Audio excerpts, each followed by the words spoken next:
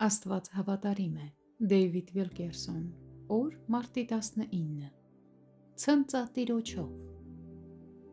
Մեր խաղաղությունը միշտ կախված է Աստծուն ենթարկվելուց, անկախ մեր հանգամանքներից։ Սաղմոսերքուն գրում է.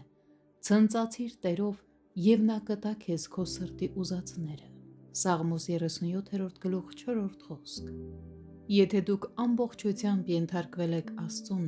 ուրեմն ի վիճակի եք դիմանալ ցանկացած դժվարության։ Ձեր Հայրը ցանկանում է, որ դուք կարողանաք կատարել ձեր ամենօրյա գործերը, առանց վախի կամ անհանգստության, լիովին վստահելով միայն նրա խնամքին։ Որքան շատ հանձնվեք Աստծո խնամքին,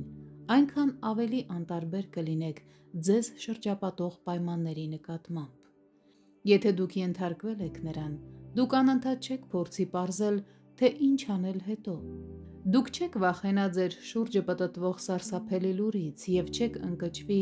գալիք օրերից, քանի որ ձեր կյանքը, ընտանիքը և ապագան վստահել եք Տիրոջ ապահով և սիրառատ ձեռքերին։ Ոչխարները չեն անհանգստանում, քանի որ հետևում են իրենց հովվին, որովհետև նրանք լիովին տրվել են նրա առաջնորդությանը։ Նույն կերպ էլ մենք Քրիստոսի ոչխարներն ենք, ով մեր մեծ հովիվն է։ Ինչու մենք պետք է անհանգստանանք, տրտմենք կամ մտահոգվենք մեր կյանքի և ապագայի համար։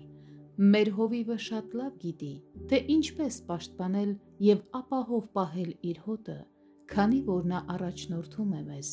իր մեծ սիրով։ Իմ կյանքում ես ստիպված էի սովորել վստահել Աստծուն ամեն անգամ, երբ բախվում էի մի նոր պատնեշի։ Խորհեք այս մասին։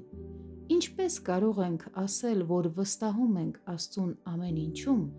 երբ չենք ապացուցել, որ կարող ենք վստահել նրան անգամ մեկ բանում։ Պարզապես արտասանելով «Ես լիովին վստահում եմ Տիրոջը» բավարար չէ։ Մենք պետք է դա ապացուցենք մեր կյանքում նորից ու նորից։ Շատերն այսօր ասացին.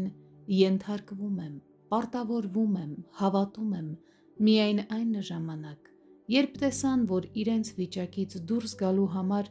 ուրիշ ոչ մի ելք չկար։ Այնուամենայնիվ, Աստծուն հաճելի իրական ենթարկվելը, տրվելը նրան կամավոր է լինում, նույնիսկ նախքան մեր դժվարության մեջ հայտնվելը։ Ուստի ցնծացեք Տիրոջով։